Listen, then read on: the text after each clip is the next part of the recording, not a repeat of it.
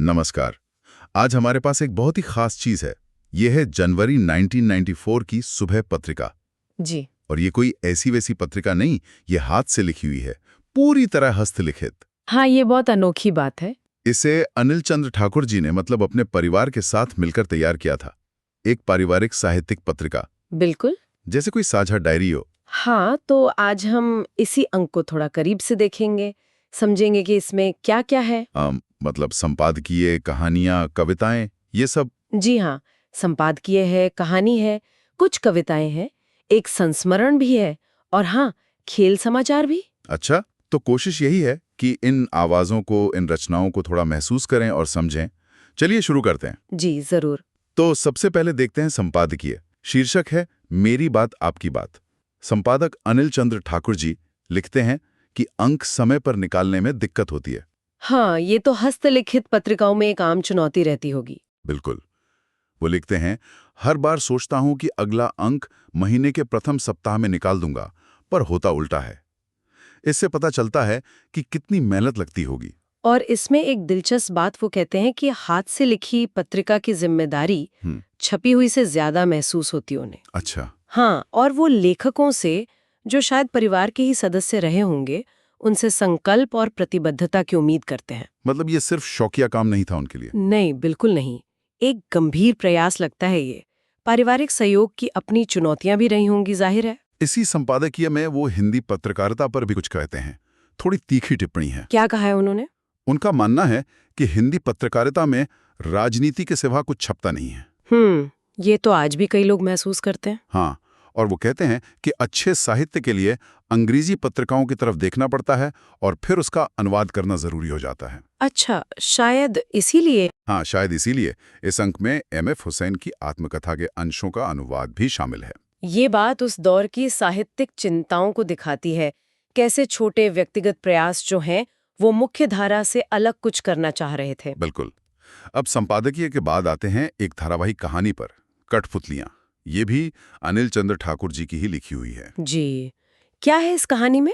इसमें गांव के महाजनों और गरीब ग्रामीणों के बीच का संघर्ष दिखाया गया है, खास तौर पर गांव में स्कूल खोलने को लेकर। ओहो, शिक्षा वाला मुद्दा। ये तो हमेशा से टकराव का विषय रहा है। हाँ, कहानी का एक पात्र है हाली। वो महाजनों को चुनौती देते हुए कहता है, आप आदमी के मन से स्कूल बनाने का विचार नहीं निकाल सकते। वाह, ये तो बड़ी दमदार पंक्ति है ना? ये सीधे उस सामाजिक शोषण और शिक्षा के प्रति जो डर होता है ना ताकतवर लोगों में, उस पे चोट करती है। बिल्कुल। और महाजनों का तर्क भी आपने बताया था, कुछ भोजन वगैरह को लेकर। हाँ, उनका तर्क है, अक्षर हमें भोजन नहीं दे सकती हैं और भोजन ही तो हमारी मौलिक समस्या है। देखिए कैसे शिक्षा को गैर जरूरी बताकर नियंत्रण बनाए रखने की कोशिश की जाती है, ज्ञान से बराबरी का डर। सही कहा। अच्छा, अब कहानी से थोड़ा हटकर एक संस्मरण देखते हैं। जी। ये रामेश्वर झा जी ने लिखा है, जब मैं पढ़ता था। 1962 के पूर्णिया की बात है, जब वो छात्र थे। अच्छा, पुराना किस्सा है। हाँ, वो बताते हैं कैसे खुद खाना बनाते थे और एक दिन बेचारों का पकाया हुआ मांस कुत्ता उठा ले गया। अरे! लिखते हैं, मेरी सारी तैयारियों पर पानी फिर गया, भूखे सो गया। पढ़कर थोड़ी हंसी भी आती है, थोड़ा दुख भी होता है। हाँ, लेकिन संपादक ने इस पर जो टिप्पणी की है वो भी ध्यान देने लायक। क्या कहा है संपादक ने? उन्होंने लिखा है कि लेखक ने ये सब मुश्किलें हंसकर झेली और आज भी बड़े मजे से जिंदगी जी रहे हैं। हाँ, ये बात तो है।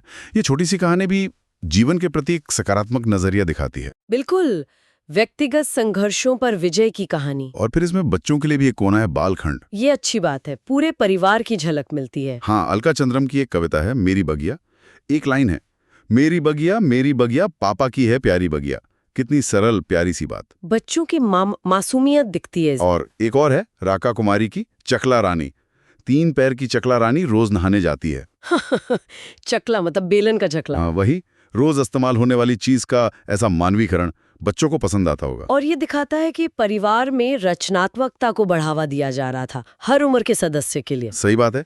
अच्छा, पत्रिका में समकालीन घटनाओं का भी जिक्र है। खेल समाचार है। हाँ, क्या है उसमें? विनोदानंद ठाकुर ने लिखा है, तीसरा राष्ट्रीय खेल 1994 पर पुणे में हुए थे ये खेल। जी। लेखक का मानना है कि भारत खेलों को अब गंभीरता से ले रहा है। वो लिखते हैं, भूल को बड़ी गंभीरता से लिया है, लेकिन अंतर्राष्ट्रीय स्तर पर। हाँ, वही वो कहते हैं कि अंतर्राष्ट्रीय स्तर पर हम अभी काफी पीछे हैं। लेख में कुछ और खास बातें भी है शायद, जैसे वो लातूर भूकंप वाली बात। हाँ हाँ बिल्कुल, बताया है कि लातूर भूकंप की वजह से खेलों में देरी हुई, कुछ नए रिकॉर्ड भी बने। और बिहार का प्रदर्शन कैसा रहा था? बिहार का प्रदर्शन बहुत अच्छा नहीं था, छठे स्थान पर रहा था। तो ये उस समय की खेल स्थिति का एक छोटा सा रिकॉर्ड है। जी, और आखिर में एक श्रद्धांजलि भी है। किसके लिए? स्वर बागीश्वर झा के नाम। उन्हें बंगाल फिल्म जर्नलिस्ट एसोसिएशन का संस्थापक बताया गया है। अच्छा, फिल्म पत्रकारिता से जुड़े थे। हाँ, और उसे भारत का शायद पहला फिल्म राइटर्स क्लब कहा गया है। ये तो महत्वपूर्ण योगदान है। लेकिन श्रद्धांजलि में उनके योगदान के साथ साथ उनके जीवन के आखिरी समय के संघर्षों का भी जिक्र है। कैसा संघर्ष? लिखा है कि कैसे अपने ही लोगों ने शोषण का एक माध्यम बना लिया था। ये थोड़ा दुखद पहलू है। हाँ, ये दिखाता है कि रचनात्मक जीवन भी कितना जटिल हो सकता है। तो इन सब चीजों को देखकर क्या लगता है, ये सुबह पत्रिका का अंक क्या है असल में? मेरे ख्याल से ये सिर्फ कुछ लेखों का जमावड़ा नहीं है। ये 1994 के एक परिवार की सोच, उनकी रचनात्मकता, उनके सरोकार, उनकी यादें, इन सब का एक बहुत ही निजी, हाथ से लिखा हुआ दस्तावेज है। बिल्कुल, एक अनूठा स्नैपशॉट। और ऐसी चीज़ों को सहेजना बहुत ज़रूरी है। ये जो व्यक्तिगत गैर व्यावसायिक कोशिशें होती हैं ना, हाँ, ये हमें इतिहास और साहित्य का वो पहलू दिखाती हैं जो अक्सर बड़ी चमकदार चीज़ों के पीछे छिप जाता है। ये सीधी आवाज़ें हैं। सही कहा।